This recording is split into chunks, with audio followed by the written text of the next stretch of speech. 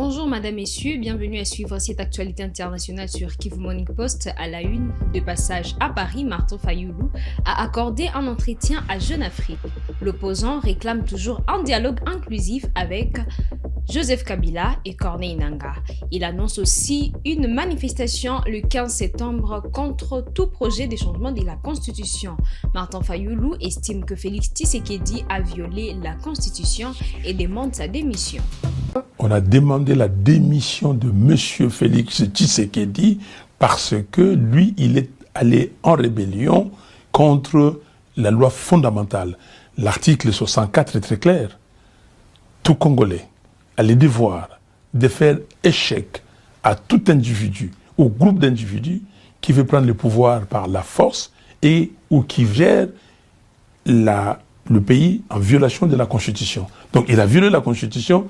Quelle est la sanction ultime, si ce n'est sa démission? L'ancien vice-président de la République, Azarias Robert-Roy, a contesté les déclarations de Martin Fayoulou sur l'apparence de Banyamulenge à la communauté nationale congolaise. Dans une interview accordée au journaliste Stanis Boujakera, il affirme que les Banyamulenge sont des Congolais établis depuis longtemps au sud Kivu, notamment à Fizi, Mwenga et Uvira. L'ancien vice-président considère le propos attribué à Martin Fayoulou comme une insulte au peuple Banyamulenge et l'appelle à les retirer. La situation à l'Est, en général, est très préoccupante parce que la guerre continue, alors qu'il y a eu des décisions convenues de cesser le feu. Mais c'est très dommage que le cessez-le-feu est violé par chaque partie assez régulièrement. Pour parler de la situation particulière de Minembwe, ça fait 2 mois que la population avait connu un état de répit. Mais aujourd'hui, nous avons une situation très, très préoccupante parce que il est signalé des drones encore, des bombardements de drones, et ça annonce, on dirait, une grande activité de reprise des activités militaires dans cette région. Alors, faire revivre à la population de Minembwe le calvaire, l'oppression et la persécution qu'elle a endurée par des bombardements de drones et de Sukhoi, priver à la population l'accès au marché, c'est constitutif de crimes punis par le droit international. J'en appelle donc non seulement pour les hauts plateaux de Minembwe, mais aussi pour l'ensemble du territoire national, particulièrement à l'Est. J'en appelle à la cessation effective des hostilités. J'en appelle à l'arrêt des combats, mais également, je pense qu'il est temps de faire la paix. La paix et la réconciliation doivent prévaloir. Et à Minembwe, précisément, quelle est la situation actuelle des populations civiles entre la présence des groupes armés, difficultés d'accès humanitaire et rapports faisant état de ces combats dont vous venez d'évoquer tout à l'heure? Voilà, la situation reste catastrophique. Il s'est passé beaucoup de mois, enfin le monde entier a suivi l'épopée sécuritaire de Minembwe.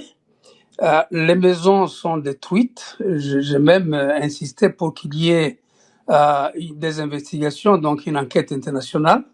Vous avez des écoles, des hôpitaux, des résidences, du bétail et les personnes humaines qui se sont écroulées avec un refus des troupes gouvernementales et des troupes burundaises en particulier de permettre à la population d'accéder au marché. Et donc, on a une situation jamais connue. Je n'ai jamais vu personnellement en RDC et ailleurs dans le monde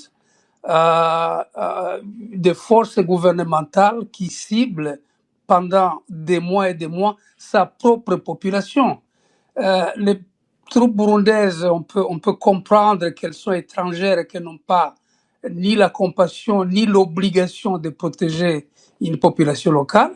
Encore que je souhaite que ce que fut pour les Italiens en Éthiopie, le soit pour l'armée burundaise, pour qu'elle n'ait jamais de succès dans cette région. mais nos propres forces tenaient. Après les négociations, après le dialogue, lorsqu'on aura fait la paix, les FARDC vont contrôler toute cette partie du pays. Donc, je ne vois pas quel est l'intérêt de notre armée de coaliser, surtout avec ce groupe Maïmaï qui ont endeuillé la population pendant 11 ans, de s'allier pour contrer la population à une vie quasiment inimaginable. Donc, ce qu'il y a lieu de faire, c'est de respecter le cessez-le-feu, non seulement à Minembwe, mais également à Fizi, à Baraka, que voulez-vous, dans le Walungu, où il y a eu encore des attaques aujourd'hui, dans le Massissi, à Walikale, et que sais-je encore. Donc, je pense qu'il est temps de faire la paix, et ça s'appelle la paix des braves. Mais qu'une partie pense, si vous voulez, remporter et imposer la paix par les armes, ça fait perdurer évidemment la guerre. Et dans la guerre, c'est des personnes humaines qui meurent et ça ne profite finalement à personne.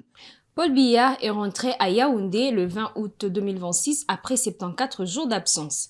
La CRTV a diffusé son arrivée en léger différé en montrant surtout son cortège et la foule. Cameroun Web critique ces dispositifs et évoque 2 images filtrées par le cabinet civil. L'absence d'image claire du président à sa sortie d'avion entretient les interrogations sur son état de santé.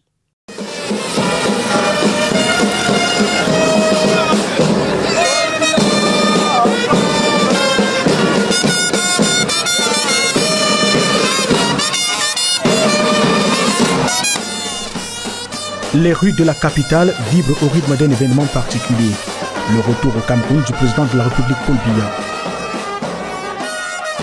Dès le début de l'après-midi, les populations prennent position le long de l'itinéraire du cortège présidentiel. Au fil des heures, la mobilisation s'intensifie à mesure que se rapproche l'heure annoncée de l'atterrissage de l'avion transportant le couple présidentiel, Paul et Chantal Biya. Cette journée de retour du chef de l'État était très attendue. Et dans les rues de Yaoundé, les populations sont sorties nombreuses pour lui réserver un accueil chaleureux au son des tam-tams, des chants et des applaudissements. L'instant inédit est ponctué de messages simples et spontanés. Tous convergent à dire la reconnaissance aux précurseurs du vivre ensemble. Le long de l'itinéraire qui mène au palais de l'unité, Van, Vombi, Ouarda, Carrefour Tinga et Grand Carrefour Rond-Point Bastos, la mobilisation gagne encore en ampleur. En bonne place, les militants du RDPC, Rassemblement démocratique du peuple camerounais, venus des différentes sections du Fundi et des localités voisines, exultent de joie à l'apparition du couple présidentiel, Paul et Chantal Biya qui les salue au passage. Drapeau aux couleurs nationales et du parti en main, pancartes et banderoles en éventail, les militants scandent des messages en hommage au président national de leur parti. En tant que représentant du département d'Union et Fumo, parce que notre slogan, c'est tout simplement Paul Biya, c'est l'Union et Fumo. L'Union et Fumo, c'est Paul Biya, c'est un amour éternel. Nous démontrons à ceux qui racontent du n'importe quoi par rapport à l'absence au court séjour privé du chef de l'État à l'étranger, qu'il a le soutien de son peuple et en particulier la jeunesse. Au-delà de la ferveur, ce jour est inoubliable pour le Camerounais ordinaire. Le retour du président de la République constitue un moment fort qui suscite l'espérance. C'était une très grande joie de revoir le chef de l'État passer. Nous avons le sentiment qu'il est revenu tout nouveau, tout neuf, et c'était de la liesse populaire. Nous avons vu un homme debout, nous avons vu un homme en forme, nous avons vu un homme plein de grâce et de faveur de l'Éternel. L'homme camerounais aime trop dire, comme un dicton a dit, il est Thomas. Aujourd'hui, notre cher Camerounais ont vu. La présence du chef de l'État sur le territoire national intervient après plusieurs semaines d'absence. Un bonheur vraiment immense de revoir le président qui est de retour au Bercail. Il nous a beaucoup manqué et nous sommes contents. Nous les jeunes et surtout les femmes, il a martelé lors de son discours, non seulement le 6 novembre mais également le 31 décembre, que c'est la place qu'il fera aux femmes et aux jeunes. Aujourd'hui, on est donc heureux. Nous venons de voir notre champion passer devant nous. de retour de là où il était parti, pendant qu'on nous a raconté beaucoup d'histoires. Et nous sommes rassurés que les prochains moments, il va renouveler notre confiance. Il va nous donner encore beaucoup de postes que d'habitude. Autre image forte de cette journée, le déploiement exceptionnel des professionnels des médias. Caméras, appareils photo, équipements de transmission et moyens de reportage ont été mobilisés pour ne rien manquer de ce retour présidentiel, pour immortaliser les différentes séquences de l'événement à la gloire des archives nationales. Au Sénégal, un vif échange a opposé le député Abdoumbo au président de l'Assemblée nationale Ousmane Sonko en pleine séance. Membre du groupe parlementaire Takoualou, Abdoumbo a accusé Sonko de venir se cacher à l'hémicycle près de détournements présumés de fonds publics. Mon collègue parlait de crise. Effectivement, il y a une crise dans ce pays. Parce que quand des anciens premiers ministres se permettent d'utiliser des fonds destinés à la Casamance pour des raisons politiques, ce pays est en danger. Parce que restez dans le thème. Guy Marius Sagna est un autre député. Il a parlé ici, attaqué le président. Restez dans le thème. Guy Marius Sagna n'est pas un député hors pair. Il est sorti du sujet, vous ne l'avez rien dit.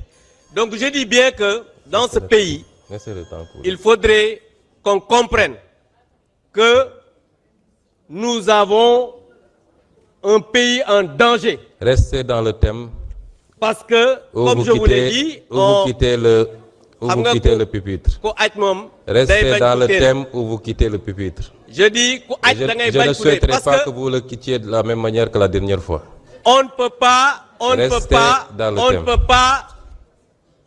je dis bien qu'on ne peut pas détourner nos fonds publics, venir à l'Assemblée nationale se réfugier, les gens le diront.